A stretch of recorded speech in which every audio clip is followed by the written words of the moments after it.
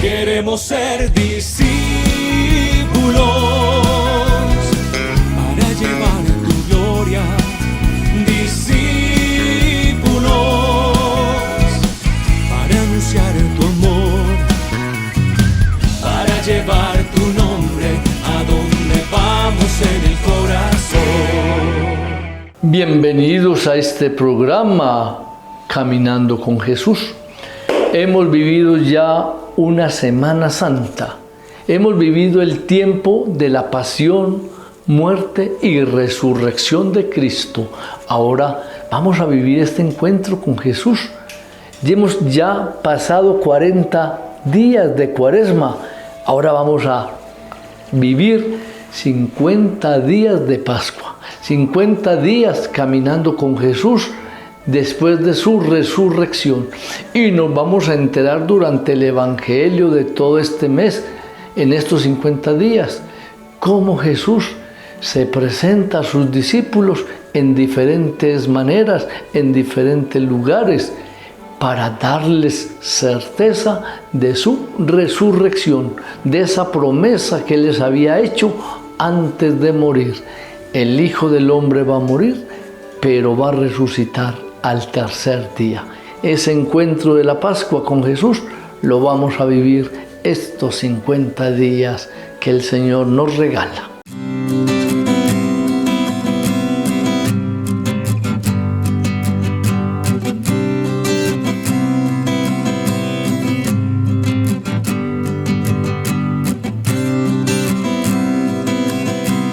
Vamos a escuchar el Evangelio de este tercer domingo de Pascua. ¿Qué es lo que el Señor nos va a comunicar? Lectura del Santo Evangelio según San Lucas, del capítulo 24, del versículo 13 al 35. Aquel mismo día, el primero de la semana, dos de los discípulos de Jesús iban caminando a una aldea llamada Emaús, distante de Jerusalén unos 70 estadios. Iban conversando entre ellos de todo lo que había sucedido. Mientras conversaban y discutían, Jesús en persona se acercó y se puso a caminar con ellos, pero sus ojos no eran capaces de reconocerlo. Él les dijo: ¿qué conversación es esa que traen mientras van de camino? Ellos se detuvieron con aire entristecido, y uno de ellos, que se llamaba Cleofás, le respondió: ¿eres tú el único forastero en Jerusalén que no sabes lo que ha pasado allí estos días? Él le dijo: ¿qué? Ellos le contestaron: lo de Jesús de Nazaret, que fue un profeta poderoso con obras y palabras ante Dios y ante el pueblo. Como lo entregaron los sumos sacerdotes y nuestros jefes para que lo condenaran a muerte y lo crucificaron. Nosotros esperábamos que Él iba a liberar a Israel, pero con todo esto ya estamos en el tercer día desde que esto sucedió. Es verdad que algunas mujeres de nuestro grupo nos han sobresaltado, pues han oído decir que muy de mañana fueron al sepulcro y no habiendo encontrado su cuerpo, vinieron diciendo que incluso habían visto una aparición de ángeles que dicen que está vivo. Algunos de los nuestros fueron también al sepulcro y lo encontraron como habían dicho las mujeres, pero a él no lo vieron. Entonces les dijo: qué necios y torpes son para creer lo que dijeron los profetas. ¿No era necesario que el Mesías padeciera esto y entrar así en su gloria? Y comenzando por Moisés y siguiendo por todos los profetas, les explicó lo que se refería a él en todas las escrituras. Llegaron cerca de la aldea donde iban y simuló que iba a seguir caminando, pero ellos lo apremiaron diciendo: quédate con nosotros, porque atardece y el día va de caída. Y entró para quedarse con ellos. Sentado a la mesa con ellos, tomó el pan, pronunció la bendición, lo partió y se los iba dando. A ellos se les abrieron los ojos y lo reconocieron, pero él desapareció de su vista. Y se dijeron el uno al otro: ¿no ardía nuestro corazón mientras nos explicaba por el camino las Escrituras? Y levantándose en aquel momento, se volvieron a Jerusalén, donde encontraron reunidos a los 11 con sus compañeros, que estaban diciendo: era verdad, ha resucitado el Señor y se ha aparecido a Simón. Ellos contaron lo que les había pasado por el camino y cómo lo habían reconocido al partir el pan. Palabra del Señor. Queridos hermanos, hemos visto en este Evangelio cómo Jesús se presenta a los discípulos que van a Emaús. Y miremos el relato. Estos dos discípulos iban tristes. Pues claro, ya murió el maestro, ya van 3 días y no sabemos de él. Y él le había dicho que iba a resucitar. Entonces, miren que cuando estaban en esa conversación entre ellos, Jesús se les pone en camino, se para delante de ellos y les dice: ¿qué es lo que ustedes conversan? ¿Qué es lo que están hablando en el camino? Y entonces le dicen a Jesús: ¿cómo es que usted es el único que no ha sabido lo que ha sucedido en Jerusalén? No, ¿qué pasó? Entonces Jesús mismo entra en una conversación con ellos y ellos todavía no lo reconocen. Pero Jesús, después de escucharlos a ellos, ¿qué hace? Les explica las Escrituras, lo que había de suceder con Jesús, lo que había de suceder con Él mismo. Y por eso les dice: ¿cómo es que ustedes son necios? Todavía no han entendido las Escrituras, no han entendido lo que yo les había comunicado antes. Y entonces ellos se quedan como con un aire frío, no sabemos quién es este hombre. Pero él hace de que se va a seguir su camino. Y es donde los discípulos le dicen: espera, ya atardece, quédate con nosotros, mañana te vas. Y entonces Jesús se quedó, pero se quedó para acabar de abrirles los ojos, de abrirles el entendimiento sobre su realidad. Es Él en persona, es el resucitado.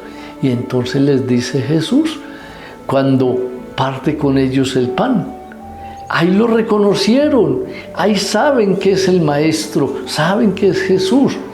Jesús simplemente se desapareció de entre ellos, se fue. ¿Qué quiere decir? Es un cuerpo glorioso, se fue por su cuenta, los dejó solos, pero solos en el sentido de estar allí, pero estaban con la presencia de Jesús en su corazón y por eso salen a comunicarlo. Salen a veces con los otros discípulos que estaban reunidos, hablando de lo mismo, hablando de la resurrección de Cristo. Y entonces estos dos discípulos de Emaús dicen: era verdad, ha resucitado, lo hemos visto, lo hemos reconocido, porque es Él mismo en persona quien ha estado con nosotros. Dejemos que Jesús entre en nuestra presencia. Dejemos que Jesús corte nuestro caminar para quedarse con nosotros, para estar en diálogo con cada uno de nosotros. Es Jesús resucitado que nos acompaña.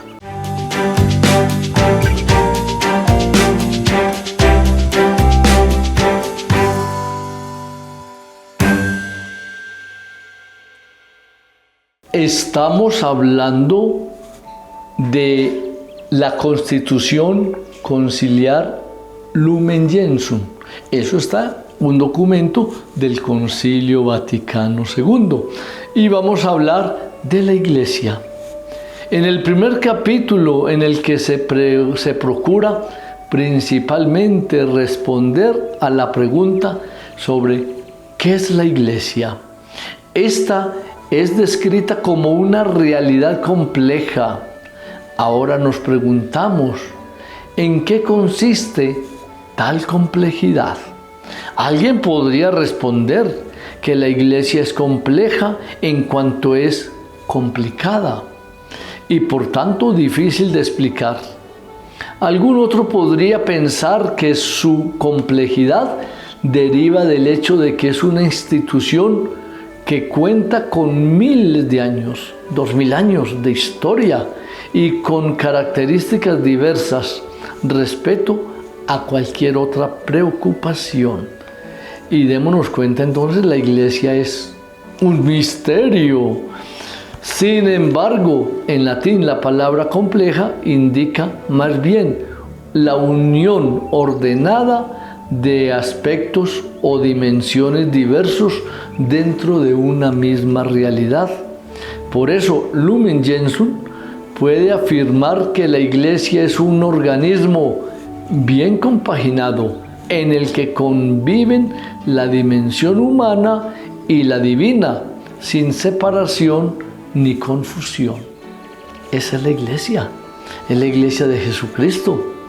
La primera dimensión se percibe inmediatamente, ya que la Iglesia es comunidad de hombres y mujeres con sus virtudes y sus defectos, que comparten la alegría y el esfuerzo de ser cristianos, que anuncian el Evangelio y se hacen signo de la presencia de Cristo que nos acompaña en el camino de la vida.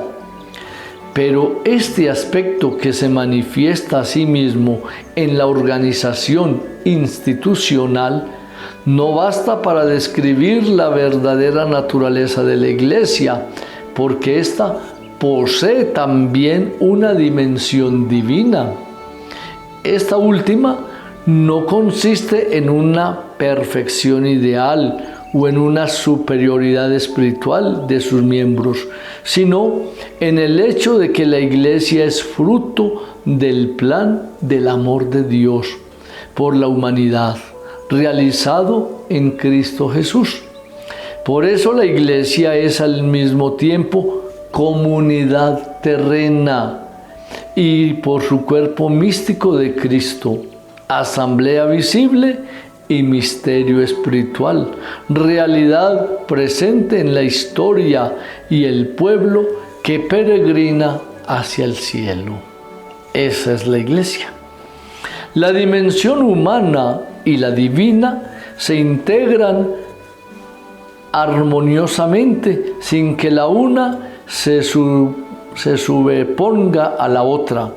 Así, la Iglesia vive esta paradoja. Es una realidad a la vez humana y divina que acoge al hombre pecador y lo conduce a Dios. Para eso es la Iglesia, para conducir el hombre a Dios. Para iluminar dicha condición eclesial, la Lumen Gentium remite a la vida de Cristo.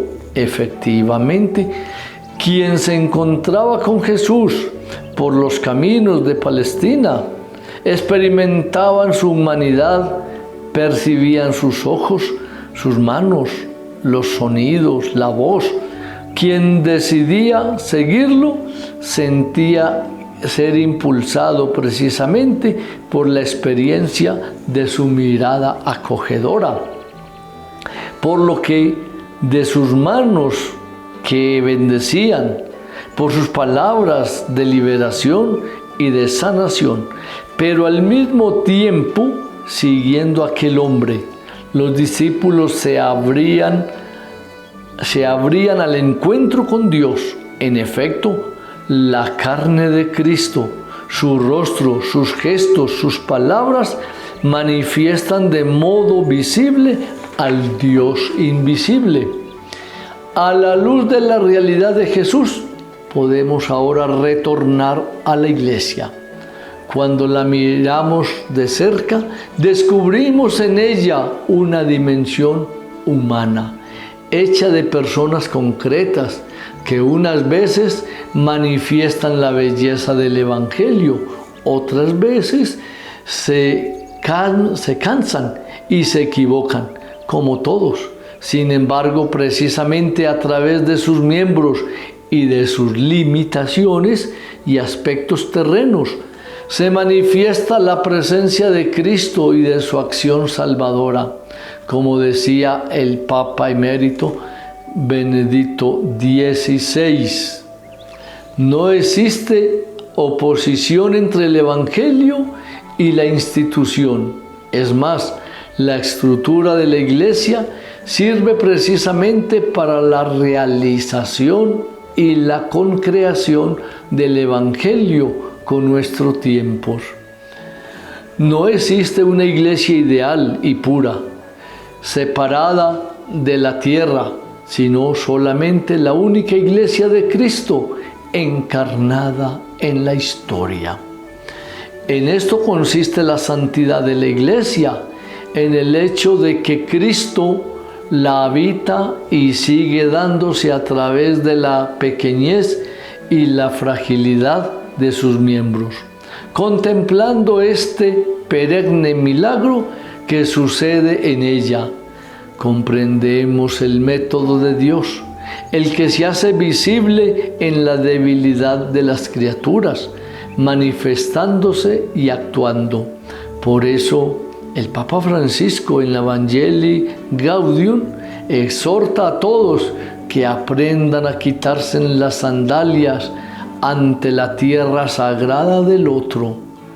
Esto nos permite seguir edificando la iglesia aún hoy en día, no solamente organizando sus formas visibles, sino también construyendo ese edificio espiritual que es el cuerpo de Cristo, mediante la comunión y la caridad entre nosotros. La caridad, en efecto, genera constantemente la presencia del resucitado. Quiera el cielo, decía San Agustín, que todos piensen solo en la caridad. Solamente ella vence todo, y sin ella de nada vale todo lo demás. Donde quiera que se halle, atrae a todos hacia sí. Esa es la iglesia humana y divina. Esa iglesia que es el grupo de personas, hombres y mujeres que van en busca de Dios. La iglesia que Cristo fundó es esta. ¿Dónde está escrito que Jesús fundó la iglesia católica? Ya Jesús lo dijo a Pedro: sobre esta piedra edificaré mi iglesia y ni el poder del infierno la derrotará. ¿Qué quiere decir? Jesús fundó su iglesia en parte humana, en Pedro. Sobre esta piedra edificaré mi iglesia. Y esa iglesia es la que hoy vive, esa iglesia es la que hoy todavía sigue construyendo hombres y mujeres en busca del reino de Dios.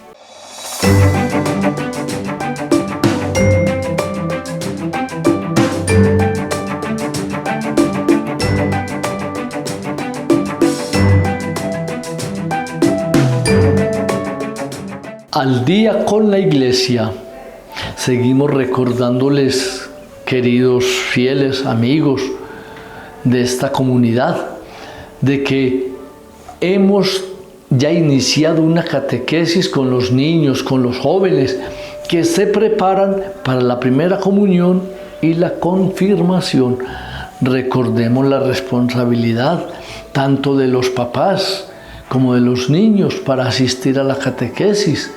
Preocupémonos por la catequesis de los niños, estemos pendientes cómo van en la catequesis, preguntémosles qué han aprendido, qué es lo que están recibiendo, porque también yo, como encargado de la catequesis, me debo dar cuenta cómo los catequistas están correspondiendo con los niños y cómo los niños están respondiendo en la catequesis. Es labor de todos. Ayudémonos al crecimiento de estos niños. Bueno, también les recuerdo el día 21 de abril, la Eucaristía en la vereda del Perpetuo Socorro y la Eucaristía el 23 de abril en la vereda del Porvenir. Recordemos que esta salida a las veredas de los padres es para acercarnos a la comunidad, para que ustedes también sientan la cercanía del Padre y puedan pedir lo que se les puede ayudar, en que necesitan ustedes muchas veces para los sacramentos, la confesión, los enfermitos. ¿Cuántos enfermos en las veredas? Y el Padre no nos visita porque no han comunicado dónde viven, no han dicho para uno ir a atenderlos.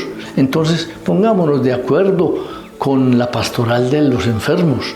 Tenemos que ir a visitarlos, tenemos que ir a acompañarlos también a ellos y a poder darles también esa bendición y esa alegría del encuentro con el Señor. Bueno, mis queridos amigos, Dios les bendiga a ustedes por todo, por escucharnos, por participar de este encuentro y de esta vivencia del amor de Dios en nuestras vidas. Felices Pascuas, en nombre del Padre, del Hijo y del Espíritu Santo. Amén. Queremos ser discípulos